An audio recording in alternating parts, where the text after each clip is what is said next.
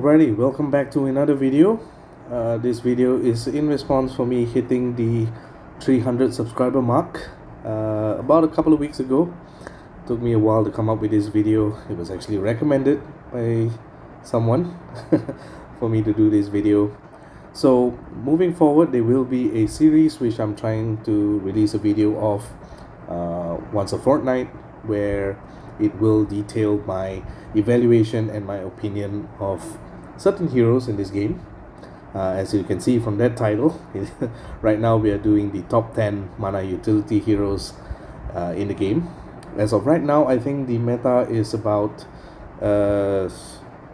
currently regarding Aramis, Ludwig, Forces, and Hurricane being completely dominant in the current meta, with an emergence of some unique green tanks as being shown by some of the top alliances in the game. Also, before I start this video, let me first say that this is entirely my opinion, and it's basically based on my experience playing in the top 20 alliances in the game. So certain evaluations and certain opinion may differ depending on where you're playing at, and depending on how your roster will actually be. So do let me know in the comments if you think if you agree or you disagree with some of my evaluations here, and I'll be happy to listen through it, look through it, and give my thoughts on it. So let's start off. So for this first video, we'll do something on basically the top 10 mana utility heroes in the game. These are heroes that basically impact mana, whether is it mana generation or providing absolute mana per turn. So there's going to be a couple of heroes that do that. I think right now in the game there's probably about 14 or 15 heroes that do that. I'm just looking at the top 10, as well as having some honorable mentions which are not included in this 14 or 15 heroes. So part of the considerations that I'm looking at are mana generation bonus versus absolute mana per turn. So some of these heroes are evaluated based on whether or not they give that mana generation bonus, or whether they give absolute mana per turn. The second thing I'm looking at is the speed of these heroes. So generally we will want fast mana generation heroes to be slightly better than slow speed heroes. Utility as well. Basically what other utility they are also providing while giving this mana generation bonus per turn. And finally, number 4, the synergy that works together with other heroes. So all these considerations I'm looking at to basically compile my top 10 list. And why don't we get started with number 10. So number 10 is an old favorite of mine, DeAndre. Now he is the only 4-star hero here in this list, and I think personally he trumps heroes like Alberic or Yunnan, who are basically at slow speed and providing that mana generation bonus. I like the fact that he is able to recover quite a significant amount of health, and also get to change ailments affecting defense to a high defense up buff, which goes very well into helping your team survive, especially if you're looking at how Season 5 is being impacting the game. Because of their passive, sometimes when you hit them, they do give that particular hero an ailment of defense down. Some of it I think is related to the Moon family. So DeAndre is able to reverse that effect, as well as giving all allies plus 24% mana generation for 3 turns. Now previously in the previous meta, I think there was a team running around where you could just run DeAndre and 2 fast yellow hitters. So something like at that time it was like Zakina and Falin. This time you could match that up with someone like Jove and Anne for much more higher impact, where for the first charge you're looking at hitting 3 normal yellow matches, but the moment you get DeAndre up and running, the next time you want to charge Jove and Anne, it will be at 2 yellow matches because of that mana generation bonus. So now obviously what I'm talking about here will be based on the fact that you have level 29 or level 30 mana troops or magic troops or Styx troops available to you. I would like to go in depth on the numbers when we're talking about mana generation, but I think I'll save that for another video. Right now we'll just focus on the top 10 of these heroes, and maybe if people are interested, maybe I will do a video detailing the numbers in which you are expecting to see for heroes to achieve their best mana break points possible. But for now, number 10 is one of my old favorites, DeAndre. Also, because he's a paladin and his family bonus, he's able to be quite resilient. He has quite a decent amount of HP, especially when you limit break him. I have not seen a double limit broken DeAndre yet, but I'm willing to bet that he's going to be quite solid as well. Having that circus family bonus, being able to cleanse yourself of the latest ailment is pretty good as well. So number 9, we're looking at Ariel. So this is the regular side of Ariel. So released in season 2 Atlantis. A little bit dated, and that's why she's not so high up the list. Cleric, having a family bonus as well if you have more than one Atlantis family. I think they did change that to just you needing to have just one, where she gets a defense bonus as well. She recovers significantly more health than DeAndre, but you do get that all allies get plus 24% mana generation for 4 turns as well, plus something that's better than DeAndre and what most healers I think need in this current meta is cleansing status ailments from your allies. So having that cleanse and having that mana generation bonus keeps her in that stage where she's still relevant in certain metas, in certain offense teams as well. Being able to accelerate another color, especially at 4 turns. 4 turns is actually quite a lot. The fact that she's not going at 3 turns makes her still kind of relevant in the current state of things. So yeah, Ariel for me sticks at number 9. Now number 8 we go. Now this one is a little bit controversial, but for me, I think I've seen enough videos on Mica to make me believe that he's still pretty awesome if you know the synergies to work together with Mica, and that's why I put him at number 8. Now Mica is a ninja, so he does have different charges where you can use his special skill.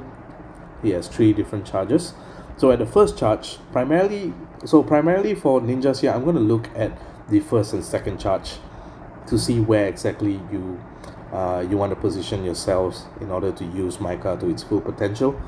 So at first charge, which normally happens in 2 normal matches, you get shed damage for your allies, you get plus 20% defense, and you get plus 15% mana generation.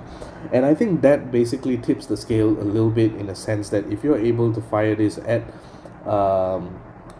say very fast speed, I think, if I'm not mistaken, you do accelerate your, if I'm not mistaken, if you're having mana issues with your average speed heroes, let's say you don't have the required troops for hitting that 9 mana breakpoint, Mica does help in that sense. And at the same time, if you're able to, I think if I'm not mistaken, the fastest you can hit Mica in is at 5 tiles. The next match you can do might be able to power up an average speed hero as well, if you have the breakpoints at 3, I think, if I'm not mistaken, at 9.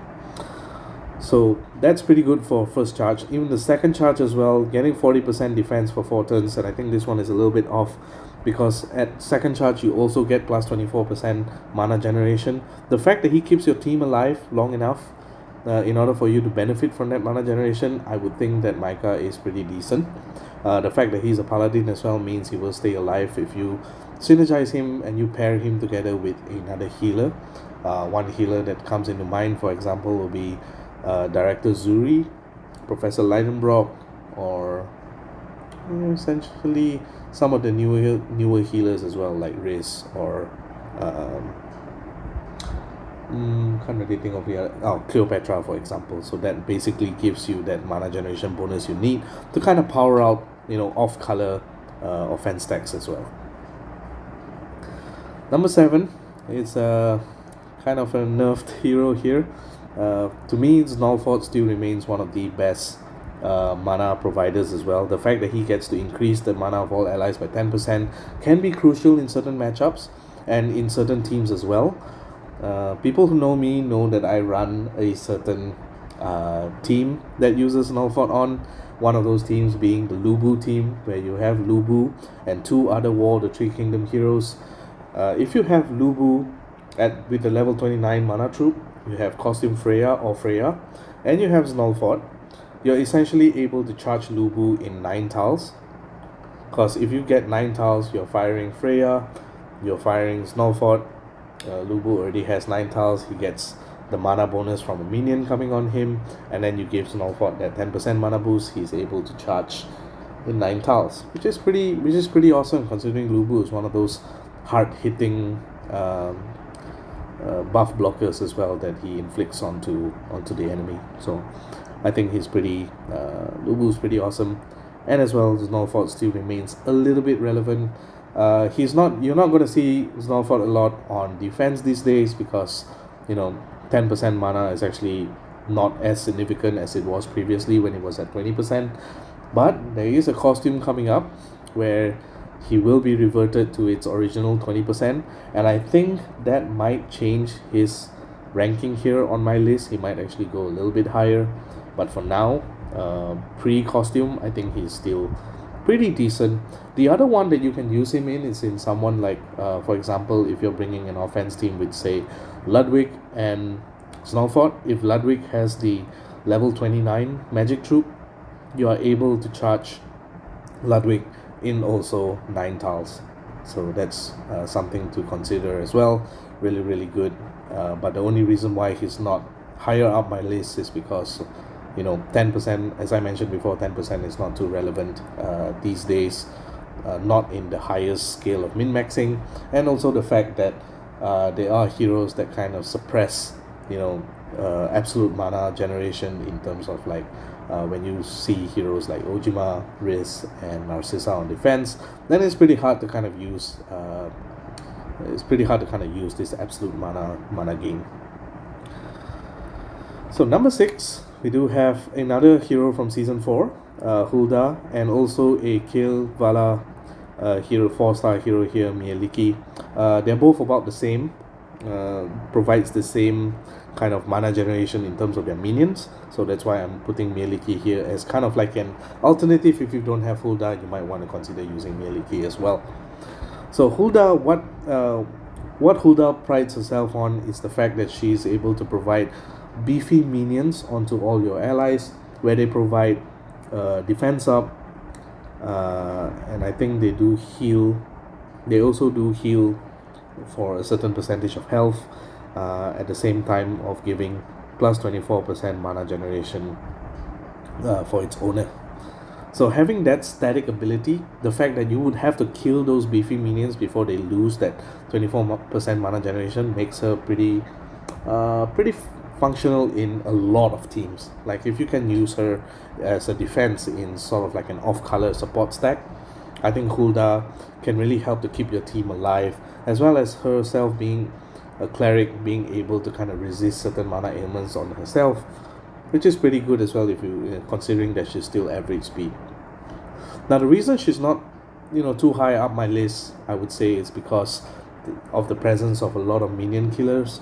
You have Ojima, you have Topaz, Grimble, the initial costume of Gormak. All these are very, I would say, relevant and significant heroes that are impacting the game right now, and these are the heroes that Hulda kind of hates to go against. The other part being that Luna families are also around, where Luna families kind of negate immediately all the heroes, all the minions effects, and that pretty much puts Hulda in a damper. Like if you're going against a Hulda tank, for example, if you don't bring a Luna hero, yes, she's going to be pretty relevant in speeding up her allies as well. But if you bring a Luna hero, you can just make Hulda into a tile dump, or you charge your heroes to basically remove those minions and get through Hulda's defenses without her minions firing up as well. So that's the reason why she's at number 6 and not in the top 5. I think the top 5 is more reserved for heroes that have a much more greater impact in terms of mana generation or mana bonus to your allies. And we're going to go at number 5. Number 5, to me personally, I think Thanatos is someone that's I wouldn't say he's being overlooked. I think when he was first released, uh, I did I did not have that much of an interest on him. However, with in the recent times, going against a lot of mana cut heroes, charge heroes suddenly become a bit more significant, and the fact that he gets to heal at very fast speed. You get to heal and allies for a certain percentage of health, and at the same time provide plus 24% mana generation for 2 turns. That is, on my books, that's pretty good at the base level. The ceiling at which Thanatos can go is at the second and third charge, where the second charge he's able to increase the mana of all allies by 10%. Now, at this second mana charge, you would think that, oh, hey, actually, Snowfall does a lot more in terms of, providing mana, because he also alters tiles in order to get to give you more mana on subsequent turns. But why is Thanatos even better for this? Because, and my reasoning here is because when you're facing, you're seeing a lot on defense heroes like, for example, Marasunk, Double Costume Leonidas, heroes that basically cut mana. You would want Thanatos to be at that position rather than having Snowfall or Hulda, because Thanatos, you are able to kind of, if you have the right mana troops on him, even if they use that mana cut, you're still able to charge Thanatos, you're still able to fire Thanatos at the desired charge, thanks to the charge mechanic. And I think that puts Thanatos slightly over the edge, higher than Hulda and Snowfall, just based on the current state of where heroes are these days. So, and I think as well, Thanatos can be quite, I'm using Thanatos right now in a team, and I would say I kind of like Thanatos in the sense that I can switch between having him charge at charge 1 for the mana generation, and then using him at charge 2 in order for you to get that absolute mana bonus as well. The third charge is just it's just where the ceiling goes, where you get to recover 50% health and increase the mana of all allies by 20%, and also giving plus 40% mana generation for 4 turns. So I think that's where Thanatos kind of fits itself. It's not the best, but it's still among the top 5 that can play in terms of mana generation or mana bonus, impacting your allies as well. So we move on to number 4. Number 4 is a fan favorite. Pretty sure everyone has seen this guy, Hawthorne, being part of a tank, as well as being very annoying in terms of being able to keep ailments off your allies. So what Hawthorne does is he does give a moderate amount of mana over 4 turns. Now, what does moderate amount of mana mean? Say, for example, you have a let's give a good example. So let's say you have a fast speed hero, and you get 2 charges and you 2 normal matches, so that's 6 tiles. Usually a fast speed hero would take 7 tiles to kind of charge their special skill with a level 29 mana troop at the minimum. So having this moderate amount of mana means that if you, instead of using a level 29 mana troop, if you use a level 29 magic troop, you don't need to wait for that 1 extra tile. You could actually charge that fast speed hero with just 2 normal matches after 1 turn. So that's where this impact of moderate amount of mana is provided for your allies. The fact that he is also able to generate boosted health and reflect status ailments and negative stacks for 4 turns makes him one of the top support heroes that you can use in your offense teams, and keeping your team alive, making sure they don't get in rush wars, making sure they don't get hit by Alfrag. Also, with this in rush wars as well, moderate amount helps them increase that mana just a bit more, so that you don't necessarily have to find a way to kind of get your second match. At times, if you're having trouble finding an off-color match for your allies, you can kind of just use Hawthorne and just wait it out, because Hawthorne just keeps your team alive and going. Now, why do you think Hawthorne is at number 4? I'm sure you're asking now. They are. I do recall some heroes that also give moderate amount of mana, but why is Hawthorne, being one of the latest heroes that come out, why is he placed at number 4? Well, I think that for number 3 and number 2, there are actually two more heroes that give moderate amount of mana that I think is slightly better than Hawthorne. We're going to look at number 3 right now. It is the costume version of Ariel. I don't exactly remember when Costume Ariel was released, but I do know that when she was released, a lot of players were gunning for her. The fact that she is able to boost health instead of just regenerate up to the max health, she's able to overheal your allies by 520, and she still keeps that cleanser status ailments, makes her pretty relevant, still pretty relevant in a lot of stages of the game. And you can see there all allies receive a moderate amount of mana over 4 turns as well.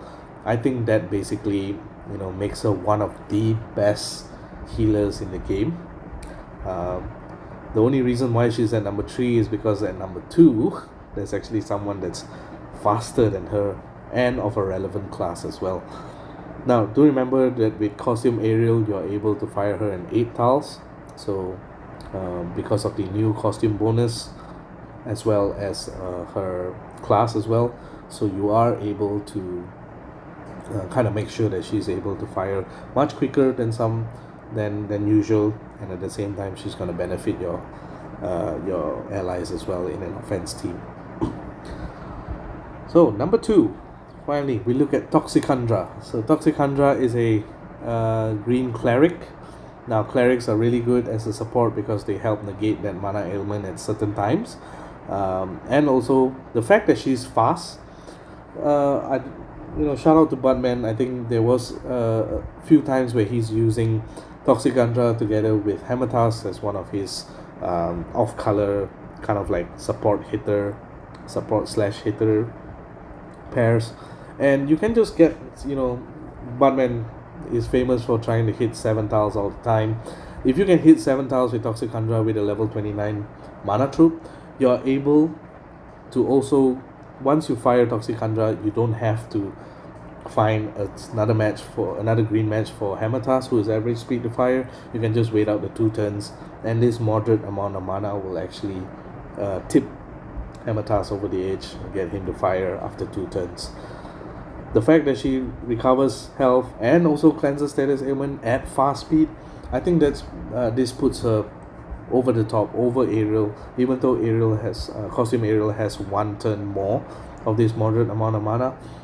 The fact that Toxicandra gives herself that moderate amount of mana means that she's also able to charge on the subsequent turns. On the subsequent time she charges her special skill, she's able to charge at very fast speed. So I think that's what pushes Toxicandra as number 2 as opposed to Ariel, Costume Ariel and Hawthorne. So really, really strong hero. It's one of the heroes that I've regretted not getting, because I think Toxicandra will fit in a lot of teams, especially her being fast speed, being able to have that quick response for a heal, for a cleanse, as well as being able to provide mana. I think she is one of the best healers as well in the game right now.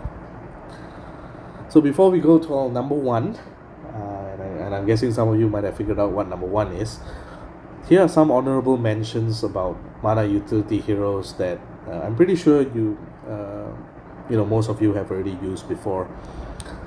So you can see here there's a lot of heroes here. These are heroes that can impact in a certain way. The one starting from the left, the one Milena and Ray, these are the 2 magic tower heroes that are able to provide 10% mana, a 50% chance to provide 10% mana to all allies when they charge their special skill. So when they fire off the first charge of their special skill, it's a 50% chance, and I think for the second charge it's actually a 100% chance. So with Milena, everybody knows Milena to be one of the best supports in the game as well. The fact that she's able to do that tips her over the top, because you can kind of build out your offense team to have 3 fast heroes of 1 color and then have Milena as one of the off-color supports, where if you're having trouble finding 7 tiles for your 3 fast on-color hitters, you can just get to 2 normal charges for them, and then fire off Milena, just charge. I think she goes off in 5 tiles as well. So a very fast healer, so you get to heal your 3 hitters, you get to cleanse ailments, and at the same time she gives that 50% chance to kind of get them over the top and get them to fire as well. Another one that is available to a lot of players is Guardian Hippo. Guardian Hippo does give that 24%, it gives that 34% mana generation for all allies. Now the reason why I think he's not, why I did not include him in my top 10 list is because Guardian Hippo is not a support, he's not a striker that can survive on his own, and therefore he's very reliant on your whole, I would say your whole team being completely offensive in order for him to actually function. He does give that 34% mana generation for sure, but on his own in a vacuum he doesn't really do that much to kind of aid your team. You would need actually your team to survive in order for his special skill to do something, and therefore he's not in my top 10, but he is something of note to remember that he does give a high amount of mana generation bonus to your allies as well. The same thing with Hawthorne. Hawthorne, I think it's a more toolboxy kind of hero where you're able to kind of decide where you want his utility to come from, and the fact that he needs your heroes to be not full health but more than 50% health in order to give that mana generation to your team, still again doesn't enter my top 10, but he's really good in terms of having that high mana generation as well. You can see from the top there, I included Forces and Ludwig in my honorable mentions as well. Forces and Ludwig only impact 2 heroes at a time, so therefore they're not in my top 10. But what they are doing is actually really, really impactful. Ludwig, for example, on paper, you're able to fire your heroes 3 times while his buff is still active, so that's really good as well. The same thing with Forces. Forces is able to give mana per turn to 3 of them actually. So to Forces and his 2 flanks. So I think that's really, really strong as well. The final part of it, on the right side, you'll see Narcissa, Ojima, and Riz. These are heroes that do not really impact mana in a direct way, but indirectly they are providing that 5% mana generation bonus as long as you're using a solo hero in a family on your team, and that basically gives that innate 5% mana generation, which sometimes it is what it needs to take you over the top in order for you to hit certain mana breakpoints and bring slow speed heroes like Costume Vivica, Lady of the Lake with a costume bonus, Lepiota, regular Lepiota with a costume bonus, to basically hit mana breakpoints where originally they are not able to. So these are my honorable mentions. There are also some situational mentions that I would like to talk about, 3 of them being Topaz, Grimble, and Ruffian. Topaz and Grimble, they are notorious for being minion killers.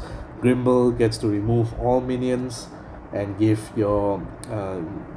amount of mana based on the minions you've killed. Topaz has been famous for being one of the ways to kind of power out your fast on color hitters as well. If you have Topaz together with, let's say for example, Erlang and Joe, for example, you just need to hit 2 normal matches, and if there's a Joe for the opposing team, you can use Topaz at first charge to kind of kill Joe's minion and charge your Erlang and Jove at the same time. So that's really fun and a really innovative way to kind of make sure that if you're finding yourself in a board situation where you only can make 2 yellow matches, this is what it takes for you to go, to accelerate your game. And I think Topaz is also available in the previous Soul Exchange, so if you did not get her, she's available on the Ninja Tower, but if you do get her in the Soul Exchange, this is one of the ways that you can use Topaz to kind of take your team over the top and make the team as fast as possible. The final situational mention is Ruffian and Nurgib. Now Ruffian, what he does is at his full charge, he's able to steal 50% mana from a target and distribute it to your allies. This is some sort of mana utility as well. He's more of a controller, the ability for him to kind of take 50% mana. Now that 50% mana depends on what speed you're also taking, what speed of the target you're taking it from. If you're taking from a Ludwig that has a full charge and you're kind of stealing 50%, that is significantly more than what you're stealing from a say very fast hero that is at full charge.